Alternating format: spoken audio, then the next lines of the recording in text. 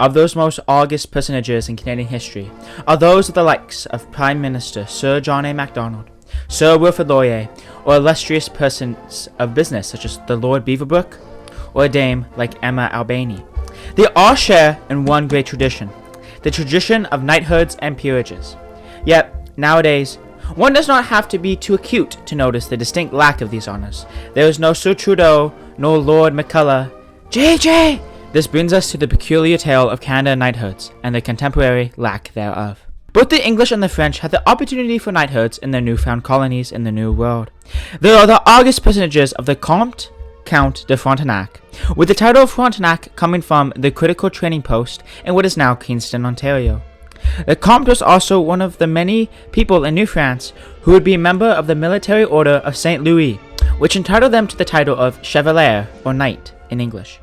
At the same time, the English had their own seigneurs in the New World, like the Lord Dorchester, who acted as the governor of Quebec.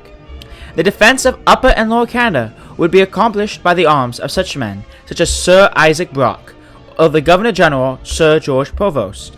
Half a century later, the Governor-General, Lord Monck of Upper Canada, would even propose the establishment of a wholly Canadian knighthood called the Order of St. Lawrence in 3 distinct grades. This occurred in 1866, just a year before the indelible event of Confederation. Confederation herkened the birth of a nation and the birth of many new knighthoods for her devotees. It is for that reason that the first Prime Minister of Canada and his wife would become Sir and Baroness Macdonald. The next 7 Prime Ministers were all knighted for their services, with the exception of the Liberal Prime Minister, Alexander Mackenzie, who believed, "I have always held those political opinions which point to the universal brotherhood of man, no matter in what rank of life he may have taken his origin." The next Liberal Prime Minister, Sir Wilfrid Laurier, did accept it, although it was with much acquiescence. It was under the auspices of Laurier's premiership that the first major controversy arose. It was Laurier's disapproval of the knighting of Sir Shaughnessy in 1901, who was later to become the first Baron of Shaughnessy. The issue caused Laurier to draft a missive that every single honour of the British system, with the exception of the Royal Victorian Order, had to be approved by the Canadian Prime Minister before it would be bestowed. This circular was refused by the British, who declaimed the prerogative of the Governor-General to award honours to anyone he pleased. This incident did not really shake the system, but, a little more comically put given Shawnee's context, the train was not at all derailed by this incident. But a decade or so later, smoke of a pistol made a paltry pale in the sky of Sarajevo, drawing Canada into the First Great War, which would spell knighthood's ultimate demise. The site of the seminal controversy took place during the tenure of the Conservative Prime Minister, Sir Robert Borden, who was at the helm of governance when the Dominion of Canada faced the greatest challenge yet, the First Great War. We do not have time to expound upon all the indelible effects that the war had on Canadian society, but it was in the middle of this great undertaking that knighthoods would first start to fall into dispopularity.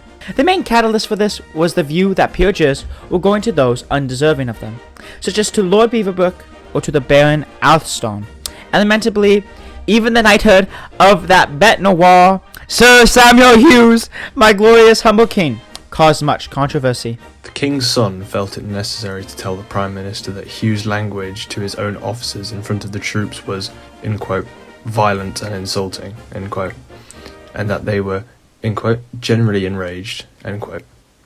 It boggles the mind that the posturing and bigoted Orangeman who ran the army as his own personal fiefdom should have remained in office for more than 2 years after the war began, insulting everybody from the king's representative to the entire French-Canadian community, and thereby exacerbating a widening split in the country that would lead, after Vimy, to a national crisis.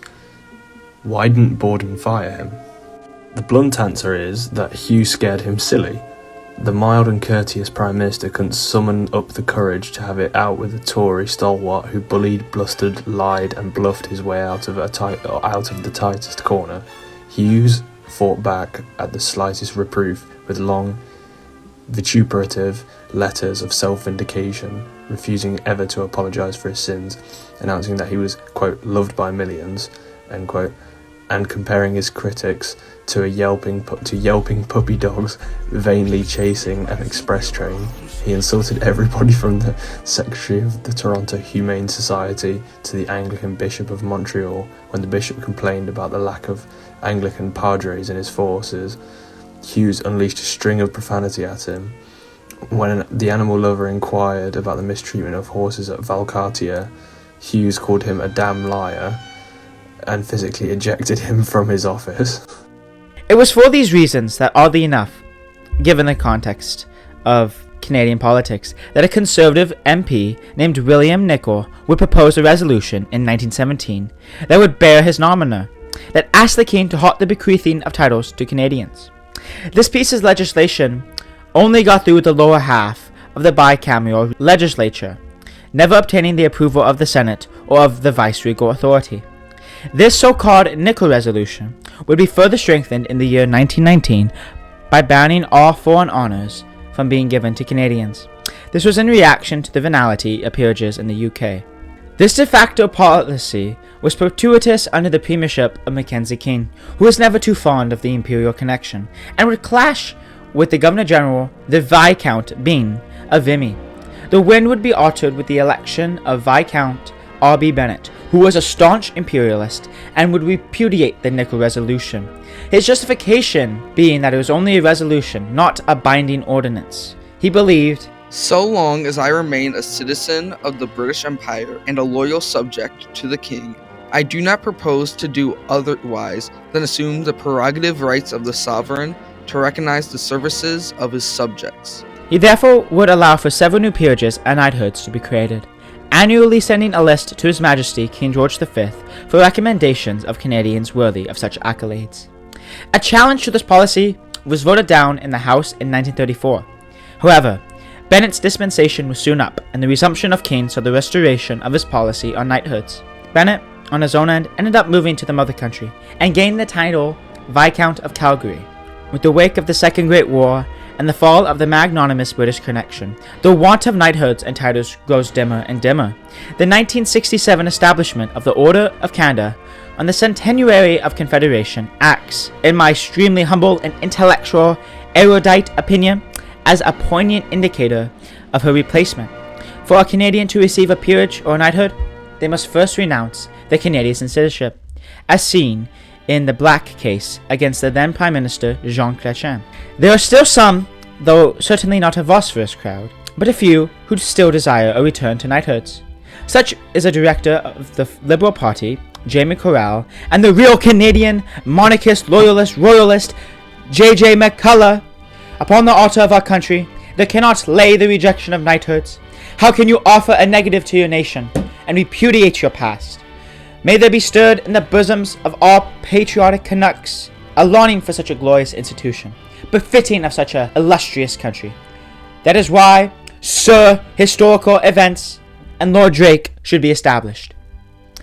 But on a real note, that is the history. My bias is obviously towards knighthoods. But yeah, thank you very much for watching. May God bless you and have a good day. Thank you for watching.